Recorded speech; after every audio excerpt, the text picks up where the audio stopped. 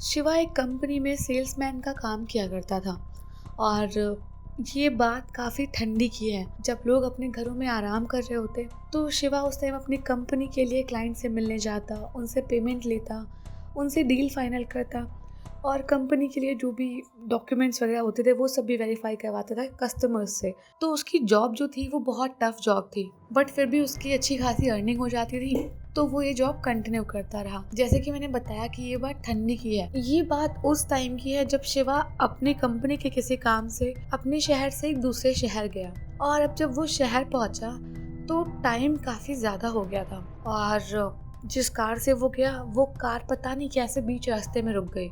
और जब वो चेक करने गया कि क्या प्रॉब्लम हुई है और देखा उसने, उसे कुछ समझ नहीं आया। अब वो आसपास में गैराज ढूंढने लग गया कि कहीं कुछ मिल जाए तो ये अपनी गाड़ी सही करवा ले। अब किस्मत की बात ये थी कि थोड़ी दूरी ही चलने के बाद उसको एक गैराज दिखाई दिया जहाँ पे एक मैकेनिक बैठा हुआ था। तो उसने उस मैकेनिक को लिया और अपनी कार को ठीक करने के लिए बोलने लग गया। अब मैकेनिक गया और चेक करने लग गया कार में क्या क्या दिक्कत आई है। सब कुछ देखने के बाद, समझने के बाद मैकेनिक ने बोला कि सर इसको अभी हम तुरंत ठीक नहीं कर सकते, इसके कुछ पार्ट्स वगैरह हैं जो हमें शहर से लाने पड़ेंगे और अभी मैं जा नहीं सकता, तो ये आपको सुबह तक ठीक होके मिल जाएगी। तब तक आप यहाँ कहीं रुकने की व्यवस्था कर लो क्योंकि रात बहुत हो गई है। तो शिवा ने बोला कि हाँ भाई ठीक है, मैं देखता हूँ, अभी नहीं सही होगी। तो फिर मैकेनिक ने कहा नहीं अभी नहीं हो पाएगी। अब जब शिवा को ये कंफर्म हो गया था कि उसकी कार ठीक नहीं होगी आज रात, तो वो थोड़ा सा गांव के साइड आगे बढ़ने लग गया कि उसे रुकने के लिए कोई सा होटल या फिर कोई धर्मशाला या कुछ भी दिख जाए जहाँ वो रात बिता सके और सुबह होते ही कार ठीक होगी और चला जाएगा। अब ये सब सोचते ही वो गाँव के साइड आगे बढ़ ही रहा था। अभी गाँव जो था वो स्टार्ट नहीं हुआ था, बस बीच में जो रास्ता होता है ना, गाँव में जाओ तो मतलब पगडंडी पड़ती है, इधर खेत और जंगल वगैरह, वही रास्ता चल रहा था। और शिवा सोच रहा था बस जल्दी से कुछ मिल जाए, किसी का घर या जो भी होटल वगैरह, जिससे कि फटाफट अब वो आराम कर ले। अब कितना ही चलेगा, कहाँ जाएगा।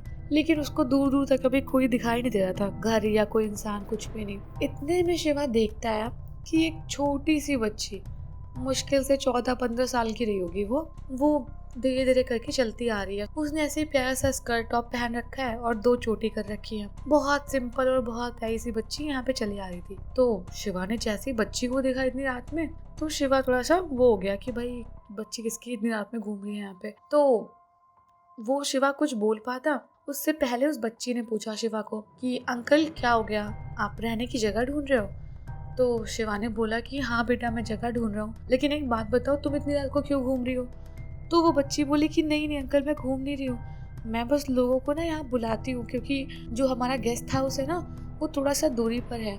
तो मेरे पापा कहते हैं कि कोई भी आए यहाँ रास्ते में तो बीच में उनको यहाँ पे ले आओ।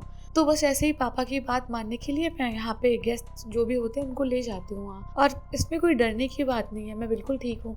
और मुझे पहले डर लगा करता था बट अब डर नहीं लगता। तो शिवा ने सोचा कि अभी इतनी छोटी बच्ची है, पहले डरती थी, अब कितनी बड़ी हो गई है जो अब नहीं डरती। खैर अब उसने शिवा का हाथ पकड़ा और शिवा को गेस्ट हाउस के साइड ले जाने लग गई। अब शिवा थोड़ा क्यूरियस हो रहा था और ऐसे पूछने लग गया बच्ची से कि और तुम क्या करती हो और यहाँ पे कौन है पापा के अलावा साथ में। अब वो बच्ची शिवा की हर बात का जवाब दिए जा रही थी और आराम से मस्त चल रही थी। चलते चलते अब शिवा ने पूछा कि पापा तुम्हारे अभी हैं गेस्ट हाउस पे? तो बच्ची ने बोला कि नहीं, वो शाम को मौसम बहुत खराब हो गया था ना, तो पापा भी घर पे रुके हुए हैं, गेस्ट हाउस पे बस आज मैं हूँ और भैया मिल जाएंगे आपको, वो हमारे यहाँ ही काम करते हैं, बाकी तो अभी कोई नहीं होगा क्योंकि कोई गेस्ट भी नहीं आ रहा है इस मौसम में। तो शिवा ने बोला कि हाँ भाई मैं ही, इतना अनफॉर्चुनेट टाइम हो गया मेरे साथ, तो मैं आ रहा हूँ यहाँ पे, वरना मैं ही कहाँ ही आता। खैर शिवा चलता रहा, मन में सोच रहा था ये सब, चलता रहा, आगे जाके गेस्ट हाउस आ गया। अब जब शिवा गेट पे पहुंचा और एक ऐसे ही 17-18 साल का लड़का था जो गेस्ट हाउस में बैठा हुआ था, उसने शिवा की एंट्री कराई, कुछ खाने पीने को लेगा ये पूछा, शिवा ने मना कर दिया और वो बच्ची वापस तब तक आई जो भी 2 मिनट पहले उससे हाथ छुड़ा के कहीं चली गई थी और शिवा को कहने लगी भैया आपने भर दिया सब कुछ? तो शिवा ने बोला कि हाँ बेटा मैंने सब कुछ फिल कर दिया और तुम चलो जाके सो जाओ अब।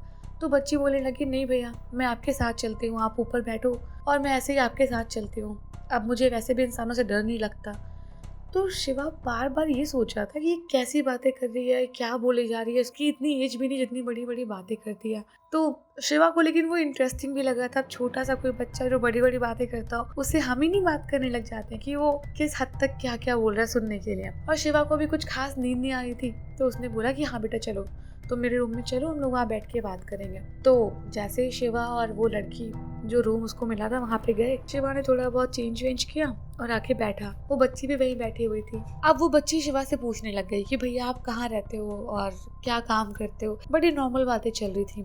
एकदम से पता नहीं कैसे कैसे करके वो लड़की एकदम सीरियस होने लग गई और शिवा को बोलने लग गई कि भैया ये दुनिया बहुत खराब है ना, और आप किसी पे भी ट्रस्ट नहीं कर सकते। आजकल तो लोग छोटे छोटे बच्चों के साथ भी पता नहीं क्या क्या कर देते हैं। तो शिवा ने फिर सोचा कि इतनी छोटी बच्ची इतनी बड़ी बड़ी बातें कैसे कर रही है। तो शिवा ने बोला कि हाँ बेटा वो तो है, लेकिन दुनिया में हमेशा बुरे लोग ही नहीं होते, बहुत सारे अच्छे लोग भी हैं और हमेशा ऐसा नहीं होता कि बुराई ही ढूंढनी चाहिए, हमेशा अच्छाई भी देखो। तो वो लड़की बोलने लग गई कि हाँ मैंने आपको अपना नाम बताया था ना, मेरा नाम रूही है। तो शिवा ने बोला हाँ मुझे याद है तुम्हारा नाम रूही है। तो फिर वो लड़की बोलने लग गई कि भैया मैं ना आपको एक स्टोरी सुनाऊंगी, आप वो स्टोरी सुनोगे ना एकदम चौंक जाओगे।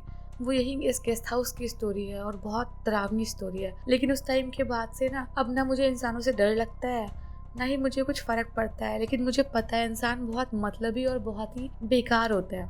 तो शिवा ने, बच्ची थी, उस हिसाब से समझा के बोला कि नहीं बेटा, और इंसान तो आप भी हो, ऐसा नहीं होता कि सारे इंसान खराब होते हैं। तो वो बच्ची शिवा की बात को बीच में काटते हुए बोली कि नहीं आपको नहीं पता और आप कुछ भी नहीं जानते हो, और आप मेरी कहानी सुनोगे ना आप भी समझ जाओगे, वो यहीं पे हुआ था एक लड़की के साथ में। तो शिवा ने बोला कि अच्छा ठीक है तुम मुझे कहानी सुनाओ। अब जब शिवा ने कहानी सुनाने को बोला तो वो लड़की शिवा के पास आई और उसके ऐसे पैर दबाने लग गई। अब जब वो शिवा के पैर दबा रही थी तो शिवा ने बोला कि बेटा ये क्यों कर रही हो, पैर पैर से हाथ उठाओ, चलो पैर से हाथ उठाओ। तो वो लड़की बोलने लगी क्या हो गया, मैं आपके पैर दबा रही हूँ, आप थक गए हो इतने ज़्यादा। तो शिवा ने बोला कि हाँ बेटा मैं थक गया हूँ, वो अलग बात है, लेकिन पैर मत दबाओ। तो रूही बोलने लग गई कि नहीं मैं पैर दबाऊंगी आपके, और मेरे पापा कहते हैं कि जो भी गेस्ट आए उसको अच्छे से सारी सर्विस दो, खाना पीना सब कुछ, जिससे कि वो वापस से हमारे गेस्ट हाउस में रुकने के लिए आए, और अगर आप बोलो तो मैं आपके लिए कॉफ़ी भी ला सकती हूँ। तो शिवा ने बोला कि हाँ बेटा कॉफ़ी मंगा दोगे तो मैं कॉफ़ी पी लूँगा, क्योंकि मुझे कॉफ़ी पीने का बहुत मन कर रहा है। तो फिर से वो लड़की बोलने लग गई कि भैया पता है कॉफ़ी उस लड़की को भी बहुत पसंद थी, लेकिन अब वो कॉफ़ी पी नहीं सकती। तो शिवा ने बोला कि अच्छा कौन सी लड़की थी, किसके बारे में बात कर रही हो, और तुम मुझे एक बात और बताओ, तुम जिस लड़की की बात करी उसको छोड़ो, तुम इतनी रात रात में वहाँ पे जाती हो, बेटा पापा को बोलो कि थोड़ा ध्यान रखे और तुम्हें ऐसे इधर उधर नहीं भेजे। तो बच्ची बोलने लग गई कि भैया जो होना था वो तो हो चुका है, अब उसे आप ठीक नहीं कर सकते। तो शिवा उसको बहुत ध्यान से देखने लग गया कि क्या बोल रही है, और तब से ही इतनी सीरियस बातें की जा रही है। अब वापस से वो शिवा के पैर दबाने लग गई, फिर हाथ दबाने लग गई। तो शिवा ने बोला बेटा मैंने आपको मना किया ना मेरे हाथ पैर दबाने को। तो बच्ची बोली भैया आपको क्या प्रॉब्लम है। तो शिवा ने बोला बेटा कि हमारे यहाँ लड़कियों को जो है वो देवी मानते हैं, लक्ष्मी मानते हैं, और मैं लक्ष्मी से कैसे हाथ पैर दबा सकता हूँ, और तुम तो मेरी छोटी बहन जैसी हो, तुम मुझे भैया बोल रही हो और तुम मेरे हाथ पैर दबाओगी, ऐसा हो सकता है। तो बच्ची बोलने लगी अच्छा आप मुझे बहन मानते हो सच में। तो शिवा ने बोला इसमें कोई शक है, तुम इतनी प्यारी हो, और तुम्हें पता है जितनी बड़ी तुम हो ना इतनी छोटी मेरी एक बहन भी है, और मैं उसे बहुत प्यार करता हूँ, और मैं तुमसे यहाँ पे मिला, मैं तुम्हें भी बहुत मानता हूँ कि तुम इतनी अच्छी बातें करती हो, इतनी मैच्योर हो गई हो, तुम इतनी सिंसियर बातें करती हो, लेकिन तुम अपना ध्यान रखा करो और पापा को बोलो गेस्ट वगैरह को वो संभाले। तो रूही कहने लगी भैया हाँ पढ़ाई लिखाई तो मैं करना चाहती थी, आप मुझे पढ़ाओगे।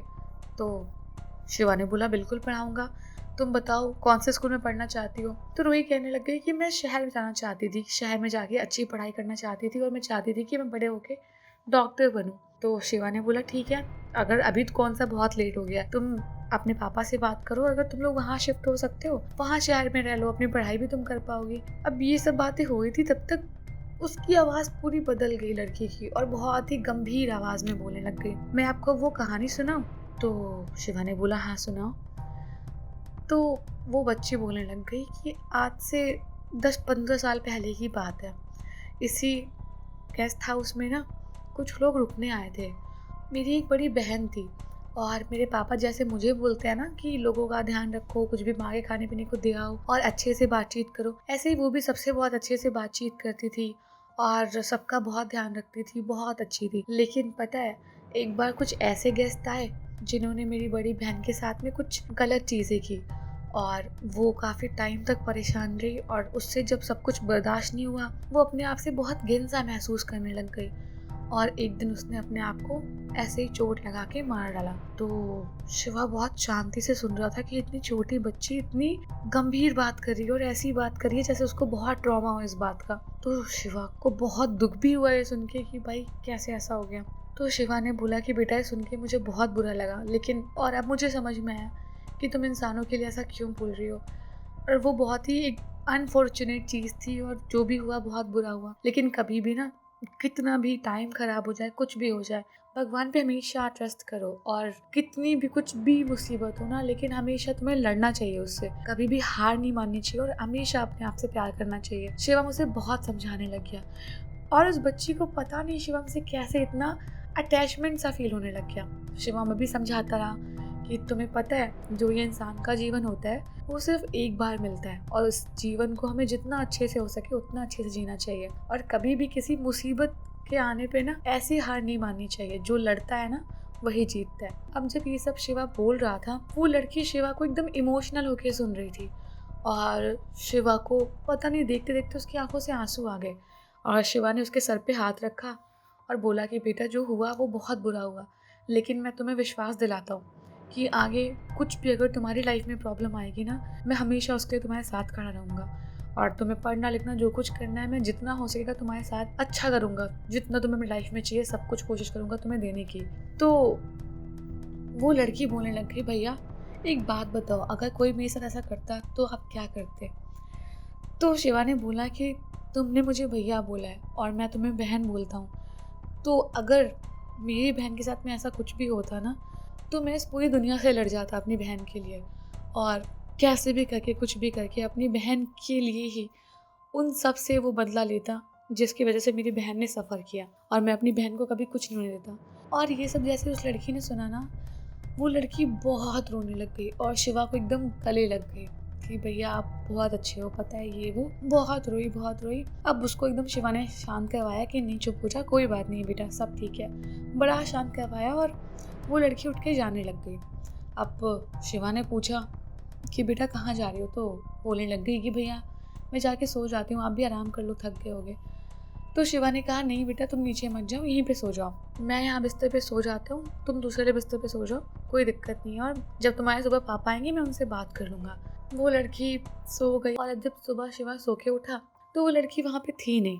उसके बाद में सुबह सुबह जो गेस्ट हाउस का मालिक, मतलब जो रूही के पापा थे उस लड़की के, वो आए और शिवा को पूछने लग गए कि भैया आप यहाँ पे कैसे आए। तो शिवा ने बोला कि आपकी बेटी रूही मुझे यहाँ पर लेके आई थी और आपकी ये बात मुझे बहुत गलत लगी कि आपने उसको इतनी रात रात में लोगों को लेने को भेज रखा था। आप खुद भी ये कर सकते थे या आपका जो काम करने वाला बंदा है वो कर सकता था, लेकिन आपने उस बच्ची को वहाँ क्यों भेजा।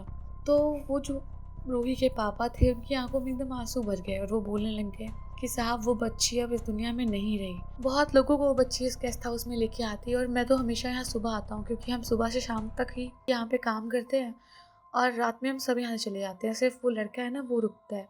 और ये चीज़ कई बार कई लोगों ने बताई है कि वो लड़की कई सारे गेस्ट लेके आती है। और एक काम करो, अब आप मेरे साथ शिव मंदिर चलो, वहाँ पे चल के मैं आपको पूरी बात समझाता हूँ। तो शिवा और जो रूही के पापा थे और जो गेस्ट हाउस में लड़का काम करता था, ये सभी शिव मंदिर गए और शिव जी को प्रसाद वगैरह चढ़ाने के बाद में मंदिर में ये सारी बातें होने लग गई। और रूही के पापा ने बताया कि उनकी एक ही बच्ची थी और वो बहुत अपने पापा को सपोर्ट करी थी हर चीज़ में और रूही के पापा भी चाहते थे कि वो बहुत अच्छे से पढ़े लिखे और उनकी तरह ना रहे इस गाँव में, बाहर निकले और प्राउडली एक अच्छी लाइफ जी सके। लेकिन एक ऐसा अनफॉर्चुनेट इवेंट हो गया जिसके बाद उन्होंने अपनी बच्ची को खो दिया और इसी वजह से वो लड़की हर इंसान से नफरत करने लग गई और वो रोज़ रात में जाती थी उस जंगलों में खेतों में होते हुए कि अगर कोई इंसान उसको गलत तरीके से देखता या कुछ भी ऐसा होता तो वो उसको वहीं पे मार दिया करती थी और जो इंसान उसे अच्छे से ट्रीट करता वो उसे यहाँ ले आती थी। लेकिन आपसे शायद उसको बहुत उम्मीद मिल गई और उसे लगा कि दुनिया में भी बहुत सारे अच्छे लोग हैं, इसीलिए उसने आपको कोई नुकसान नहीं पहुँचाया।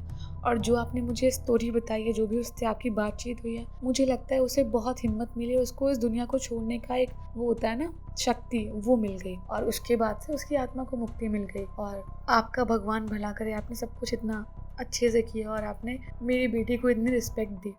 तो शिवा ने बोला कि मेरे भी घर पे बहन है, मैं जानता हूँ कि एक जो बच्ची होती है या फिर कोई बहन या कुछ भी, हम सभी बहुत रिस्पेक्ट करते हैं। तो इसमें मैंने कोई एहसान नहीं किया आपके ऊपर, और वो तो आपकी बच्ची ने मुझे चुना कि मैं उसको एक अच्छी राह दिखा सकूं या उसके साथ जो भी हुआ उसको कहीं ना कहीं डाइल्यूट कर सकूं कि भाई अच्छे लोग भी हैं इस दुनिया में, और जो भी हुआ था वो तो बहुत ही गंदी चीज़ थी जिसको कोई भी डिस्क्राइब नहीं कर सकता वर्ड्स में। एक हीनियस क्राइम था, लेकिन बस ये है कि उस बच्ची की आत्मा को शांति मिले।